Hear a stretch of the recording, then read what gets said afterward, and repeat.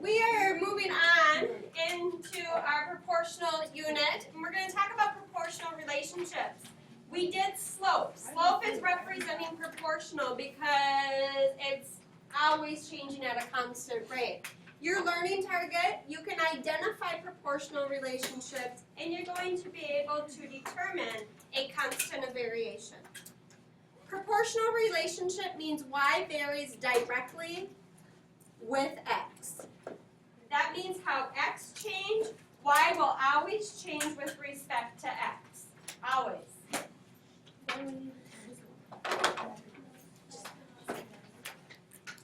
And how we get to y, we multiply x by something to get to y. So it should be y equals something times x. That will always be the case. If it's a proportional relationship, you can get to y by multiplying x by something. We call this something k. This something that we multiply x by is also known as the constant of variation. What you're going to be able to do is abbreviate that, because that would really stink to have to write that all the time. It would really be a bummer to have to always write that. So just reiterating the definition of constant of variation is what you multiply x by to get to y. I don't know what I meant here. This is my 8th grade lesson. It's actually the slope of a line that goes through the origin. That's not really your standard. That's more of an 8th grade standard. Your standard is what you multiply x by. So box that off. That's what you're really looking for.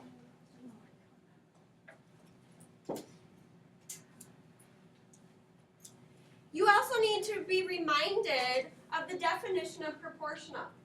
A proportion, if you recall when we saw proportions, we always have it look like that. It's an equality of two fractions, also known as ratios. And that's what you've been doing for the last 3 units. You've been using proportions.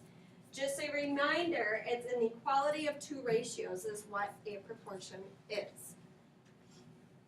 So let me just recap this first section. It's very, very important. A proportional relationship means that y is changing directly with x. That means that we can multiply x by something to get to y. It also means that whatever we multiply x by, which is this thing right here, that is called the constant of variation, which means the constant change. You can constantly change y by multiplying x by something. And proportional means equality of two ratios. And maybe give yourself a visual. It looks like that. Y equals kx. Remember the k is that constant, and that's like the heart. So put a heart around here. This is like the heart of the lesson. Okay, well, draw a bubble then, or a rectangle, or squiggly lines. I don't care. Just separate that so it's kind of standing up a little bit. Properties of direct variation. This is huge for 7th grade. They're going to give you a graph and they're going to say, identify which one represents a proportional relationship. Cross this out. That again is an 8th grade word. And write proportional. They are the same thing though. They are synonyms. So properties of proportional relationships. It will always go through the origin. Always. It will always go through the origin, and it only has x and y terms, like this. That's a proportional relationship. Only x and y terms. Proportional. Only x and y terms. Not proportional, because I have a 1. Okay? So, proportional means you only have x and y terms. Always going through the origin on the graph is aligned with this, y equals something times x. So if x is 0, you put 0 in there, 0 0 times anything is 0. That always tells you then that it has to go through the point 0, 0. So, remind yourself the origin is the middle. And I'm going to graph some or some proportional relationships. That's proportional, goes through 0. Proportional goes through 0. Yeah, make some lines. Proportional goes through 0. You make your own. Anything that goes through 0. Is this proportional? No. No, it doesn't go through 0. It has to go through 0 to be proportional. If it doesn't go through 0, then it is not proportional. Okay? All right. Next. Hey, we're reiterating the facts we just learned on the last section. This is nice and easy. Your homework is a lot of this. It's fast. Oh. You just have to make sure I'm going to give you a graph, and from the graph you have to check to see if it goes through the origin. Yeah. Origin, like 0, 0, for some of you that forget. That middle point. Is this proportional, this first graph? No. No. Why is it not proportional? Right, it's really far away from 0. Is this one proportional? Yes. Is the next one proportional? Because it doesn't go through 0. Is this proportional? Because it goes through 0. So again, your learning target today, identify from a graph if it's a proportional relationship. All you have to do is see if it goes through 0. If it goes through 0, yes. If it doesn't, no. It's pretty easy. The next thing that you're going to have to mainly do today is look at a table and tell me if the table is proportional. Here's how I do that. I see if I can multiply x by something to get to y. That's the definition that we defined on the first page.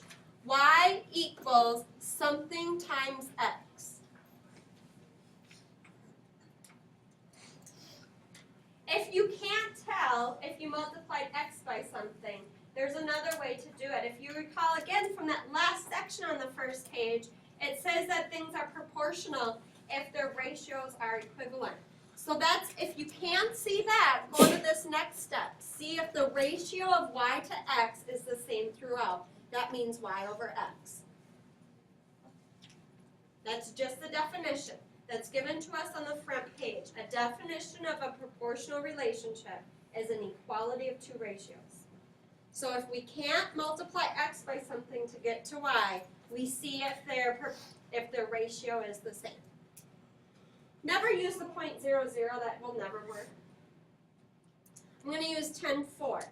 Can I multiply 10 by something to get to 4? Not that I know of. So now I'm going to check the ratios of y to x. You better have y to x because you're going to need it a lot. Maybe box it up. Y to x. So I want to look, y to x, 4 to 10. Y to x, 8 to 20. Y to x, 12 to 30. Well, I can't really tell if they're the same, but guess what? I can simplify. 2/5, 2/5, 2/5. So yes, this is proportional. It's proportional because the ratios are the same. The easier one is this next table. Is always the easier one.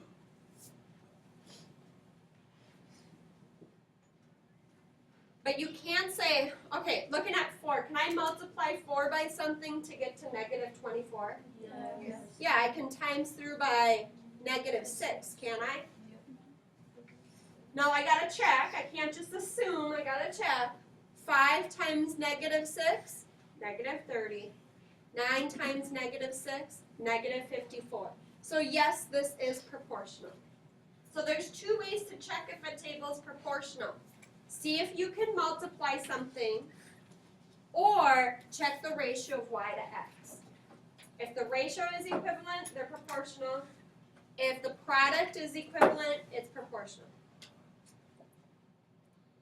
Do you love it, kind of? That's a good way to end this lesson. Oh, it's